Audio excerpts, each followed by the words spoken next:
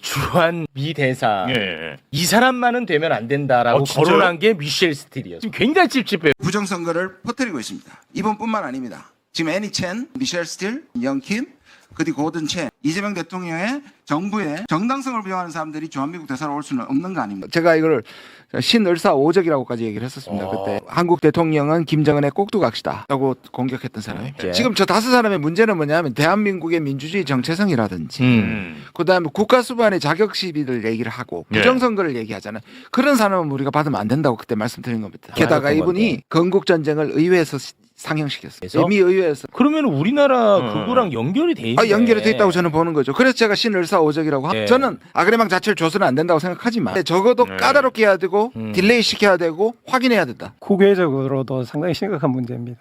지금 우리가 미국의 이 대한국 정책에서 가장 조심해야 될 게 동맹의 현대화이거든요. 우리나라를 중국과의 싸움에 동원하는 거예요. 근데 이 사람은 철저하게 대중국 매파입니다. 중국을 그냥 없애야 된다고 생각하는 사람이에요. 이 사람은 중국과의 전쟁에 우리를 끌어들여야 된다라는 쪽으로 철저하게 갈 사람입니다. 극단적인 협중주의자입니다. 그냥 중국을 반대하는 게 아니라 협중을. 지난번에 조희대 대법원에서 파기환송했을 때 제가 제보를 받았어요. 파기환송될 거를 미리 짐작하고 주의하라는 제보를 제가 받았어요. 그 말은 미국하고 사법하고 국힘하고도 그때 당시 네트워크가 됐다는 얘기잖아요. 그걸 어떻게 알겠어요? 트럼프는요, 양면성을 보이잖아요. 트럼프는 지금 김정은하고 어떻게든 해보려고 하잖아요. 근데 이 미셸 스틸팍은 트럼프가 좋아하긴 하지만 북한하고를 반대하는 사람인지는 모르는 거예요. 그래서 어쩌면 이걸 외교를 통해서 이 사람은 당신이 지금 북한하고 김정은하고 하고 싶은 거를 극렬하게 회방할 사람이다. 이걸 외교력을 뒤에서 해야죠. 부활절에 그 얘기가 다른 사람에 의해서 트럼프는 실제로 마가 세력 중에는 이 땅에 하나님의 나라의 도래를 얘기하고 미국이 그 마지막 촛불을 가지고 있고 그리고 트럼프는 재림 예수처럼 하나님 나라를 이룰 마지막 영웅이다라고 하는 사람들이 있어요. 그리고 부활절에도 그 얘기를 비유하는데 지금 자기 입으로 자기가 포스트를 만들어서 올린 게 예수예요. 지금은 정신적으로 문제가 있어서 실제로 저거는 영어로 시나일이라 그러는데 일종의 노망 들었다. 나이가 너무 들어서 뭐 원래도 예측 불가능하지만 시나일하다라는 얘기까지 나오고 있는데요. 저는 협상이 되려면 어쨌든 양측에서 조금씩 양보를 할 수밖에 없는 그런 상황이다 이렇게 봅니다. 그 우리 교수님이 봤을 때 트럼프 머릿속에 핵이랑 호르무즈 중에 요 비율을 좀 어떤 식으로 나눌 수 있을 거라고 봅니까? 핵이 더 많지 않을까요? 핵이 더 많다고 51대 49. 그러나 51대 같은 거네 이광선네. 완전한 비율 아닙니까? 완성 퍼펙트한 비율 51대 49. 알자지라하고 로이터에서 이번 주말에 만난다는 거예요. 다시 이슬람마바드에서 2차 협상을 한다는 거 보니까 다시 트럼프는 욕심이 생긴 겁니다. 거의 온 거를 차버리고 다시 봉쇄라든지 다시 때릴 수 있다는 얘기를 하면서 한 번 더 하기 위해서 차고 나왔다. 트럼프 미국 행정부가 미국과 이란 간 2주 휴전이 만료되기 전 두 번째 대면 회담을 갖는 방안을 내부적으로 논의 중이다.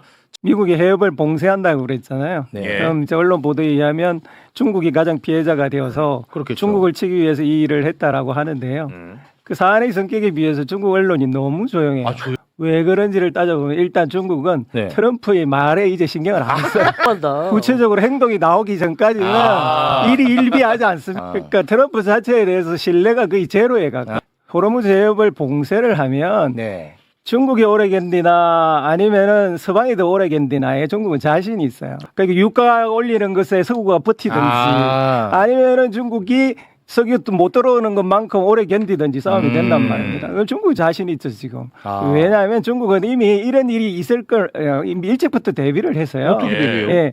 일단은 석유 수입로를 굉장히 다변화시켰어요. 위에 중앙아시아라고 하고도 석유관이 있고요. 러시아하고도 석유관이 있어요.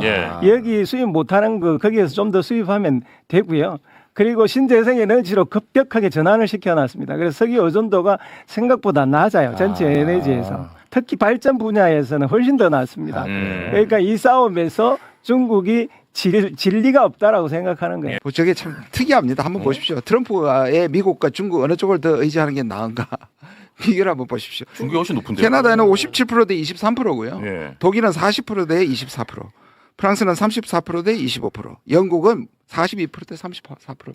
지금 다 중국으로 돌아서고 있고 이 전쟁 이후에는 이게 미국의 신뢰도가 예. 이제 패권이 진짜 날아가는 거예요. 미국이 저렇게 위협이라는 얘기입니다. 미국이 더 이상 자산이 아니라 미국이 미국이 유럽에게 동맹국들에게 이 정도로 리스크가 된다는 여론조사입니다. 심지어 중국 인터넷에서는 트럼프가 우리의 전략적 자산이다라고 합니다. 중국은 가만히 있는데 트럼프 때문에 세계가 다 중국으로 지금 모이고 있는 거죠. 멍청한 트럼프. 아유. 아마 왕이 외교부장이 북한을 방문한 것도 북한의 의사를 타진하기 위해서 갔을 가능성이 있습니다. 예. 다른 이유도 있었지만 그런데 이 미셀 스틸 대사로 임명하는 순간 이번은 날아갔다고 저는 판단합니다. 이 메시지는 우리나라 한국에만 메시지를 주는 게 아니고요. 북한에도 줍니다. 주고 중국한테도 줍니다. 아. 미국이 지금 동아시아에서 어떤 생각을 하고 있는지에 대한 강력한 메시지가 되고 그런 북한이 나올 리가 없죠. 이 미국이 준 이 사인은 상당히 큰 여파를 불러일으킬 겁니다. 일단 북한의 지금 경제가 제일 문제예요. 네. 그리고 지방 경제를 활성화시키기 위해서 중국과